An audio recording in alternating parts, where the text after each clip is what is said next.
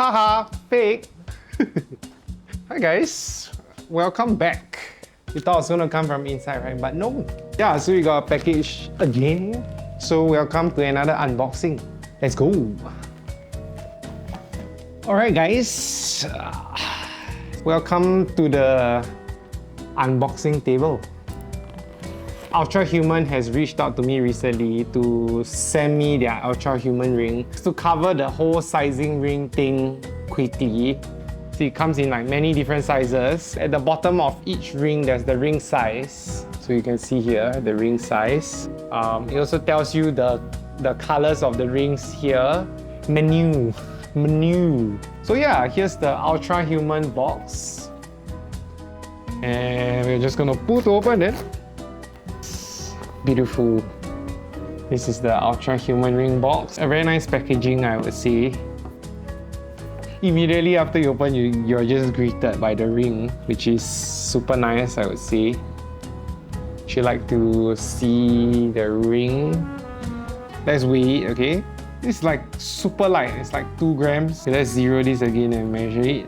Yeah, it's almost impossible to weigh, I guess. This weighing scale is not sensitive enough, but it's very, very light. It comes with a note, like a nice note here. And then you have a message saying, "Hello Cyborg," with instructions and getting started. You have 3 of these. You have a wire, you have the charger, size of my palm. If you put the ring on, this is how it looks like.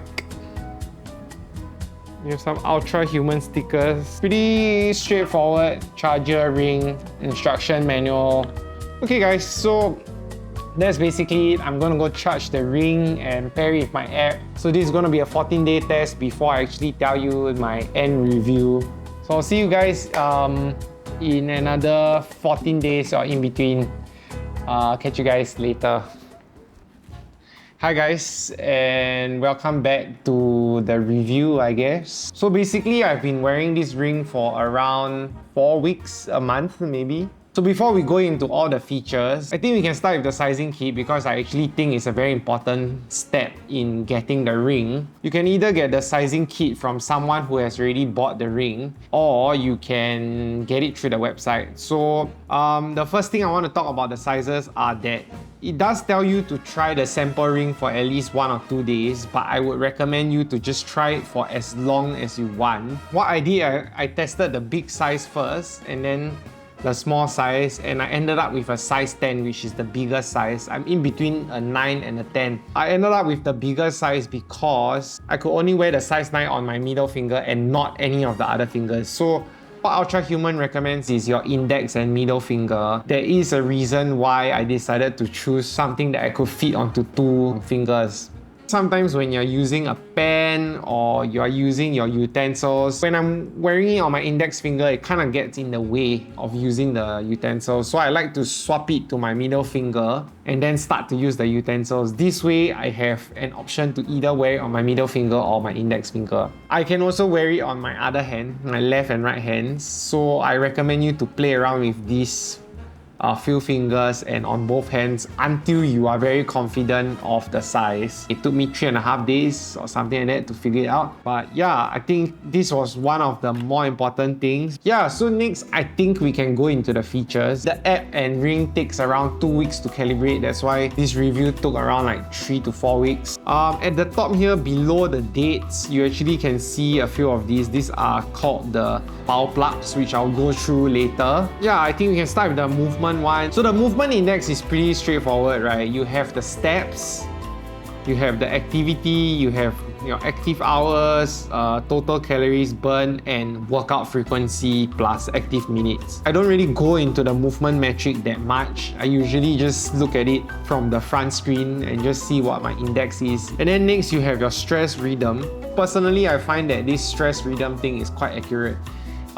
When I drink a lot of coffee, it usually shows that throughout the whole day, I'm very stimulated. There are 4 things on the timeline, right? You have stress, stimulated, relaxed, and sympathetic activation. And you can actually go through the entire thing and you can see what did you go throughout the day and how relaxed you were throughout the day. For example, like today, I'm 43% relaxed.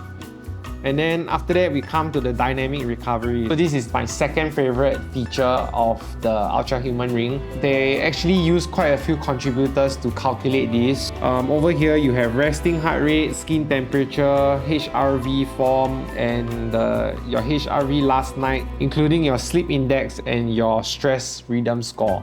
I don't really use it to gauge how well I would train, but I think if you have a coach, maybe this is a metric that they can use to gauge your training for the day.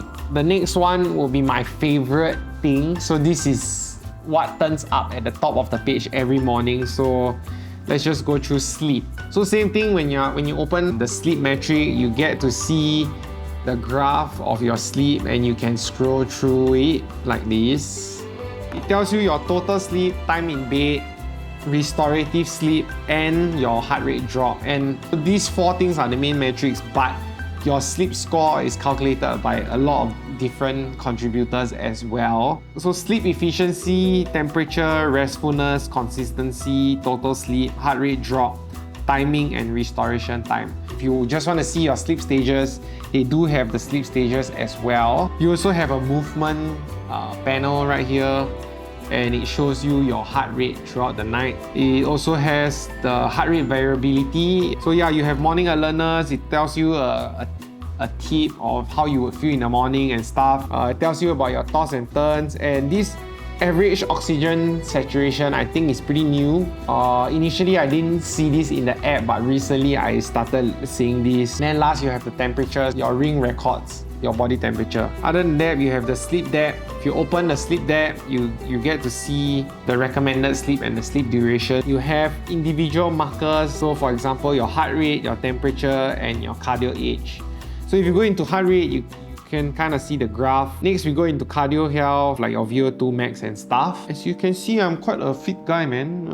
I'm in the excellent standard of VO2 max. So temperature deviation, it kind of measures and calibrates to your baseline temperature, and it tells you when it's slightly off. I guess it kind of gives you an idea on whether you might be falling sick. So I kind of like this feature as well. If you go in, you can just see your graph and where you should be in range. So the rest of it, heart rate variability, resting heart rate, and VO2 max, I think it's around the same as if you click the cardio age tab. And then you have your SMART goals. These SMART goals are just things that you can set for things that you want to hit during the day. So there are things like power plugs which you can add on, like screen time, time in the sun, circadian alignment, which helps you to optimize your sleep cycle. There's a lot more things which I'm not going to go through, but basically you can choose the number of plugs you want and it'll appear on top of your app for you to follow. So then we come into the timeline. So it's just basically an updating timeline where they send you reminders and they record like stuff like your workout. Reminders to tell you about your sleep, to tell you to stop drinking caffeine. It's like a mini health coach. Then you have your ring battery. If you click on your ring battery, you have some options here to update and stuff. And then it's basically everything on the front page. You have a metabolism tab, which I don't really use because you do need that glucose add-on. So there's a zones. It's actually just to add your friends so you can compare your stats with them. There's discover. This tab I find very, very interesting because it has so many workouts, so many guided meditation stuff. You have education stuff, podcasts. There's so many things in this tab, and I'm very, very amazed that you get this whole tab just with the purchase of the ring. You have your weekly insights and you can just see your comparisons. You can connect to many apps. Over here you have food apps and stuff like that. So initially I couldn't connect my Strava account. They removed that feature. There was a bug from what I heard from the guys at Ultrahuman. Recently they have brought in the Strava connection. However, I did not get to test the Strava thing. I was always using the Wahoo feature. So yeah, I think I have pretty much covered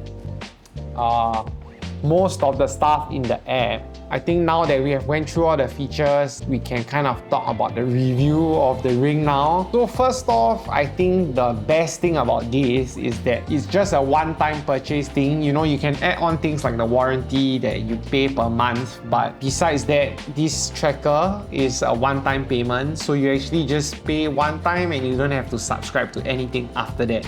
The app and UI is honestly very good. I got very used to the whole UI very quickly. If we are talking about the ring is extremely light. I weighed it in the unboxing part. It's very light. You have many colors to choose from. So on top of just having it as a fitness tracker, this kind of looks like I'm just wearing a ring, a cool ring. On top of being able to track my fitness, I have a free accessory on my hand. I do, however, think that it's a little bit thick. Like I say, if you're wearing it on your index finger, when you're using utensils, it kind of gets in the way. Remember what I said in the sizing thing? Please, if you're buying this ring, please go for something that you can use on multiple fingers. Okay, metrics, my favorite two metrics, like I mentioned previously, is the sleep and recovery. As much as I don't really follow the recovery score, I do use it as a gauge for days where I really think that I should not go out to cycle. For sleep, it really gives you a very in-depth answer. It's not just like time in bed, right? You have time when you're tossing and turning and what is the actual amount of good sleep you got. So this ties in with the recovery score, so I really love these two metrics. So sometimes with supplements like magnesium and melatonin, I've kind of see that maybe my sleep is not as deep as I think it was. So I guess this is a good way to see whether your body works with supplements like that. I like how it reminds you about things along the day, like time to stand and stuff like that. My favorite thing is that it just tells you when to stop drinking caffeine, but I think you have to have that power plug in. The two mind-blowing things, I did mention a bit about this initially at the start, but one is that it has so many activities to do. You have education stuff, podcasts, and you have so many workouts. It all comes with your purchase of the ring. The second mind-blowing thing is that it has quite a lot of food in the database. It almost has everything I'm looking for. I have talked about all the things I like. I guess I can tell you some of the things that I feel that can be improved on. As a fitness tracker, let's talk about the activity tracking, right? So the main sport I do is cycling, but I have never really used the app to track my cycling. Firstly, there is an auto detect function. The app kind of detects if you have done an activity. I mean, it's quite sensitive sometimes, but at the same time, it's not sensitive. I was washing my bike just now, it detected that as an activity. And in the morning, I was cycling from 6:45 all the way until 10 or 11.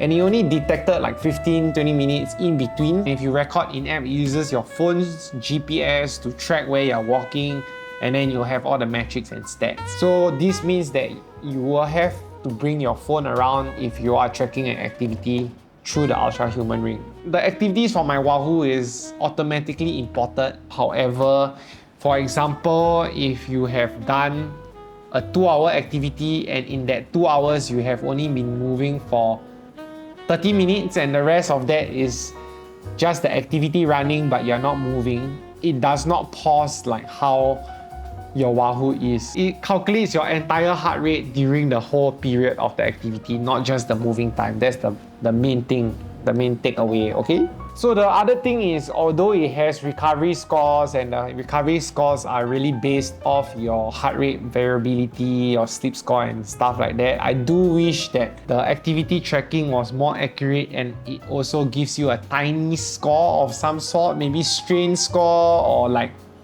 how much fatigue you are putting on by doing the activity. I do wish there was that function. If you ask me, my overall take on this ring is that if you are looking for a tiny, very tiny, cool, fast-free health tracker, this is a very good health tracker. I wouldn't necessarily call it a fitness tracker yet. I think this is something that can be improved on an app basis and not like a hardware basis. So the price point as of looking at the website now is $349.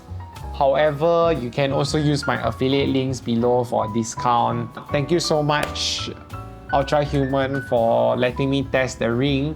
Thank you guys for watching me yap or even staying here until the end. Other than that, I will see you guys in the next video. Thanks for watching and bye.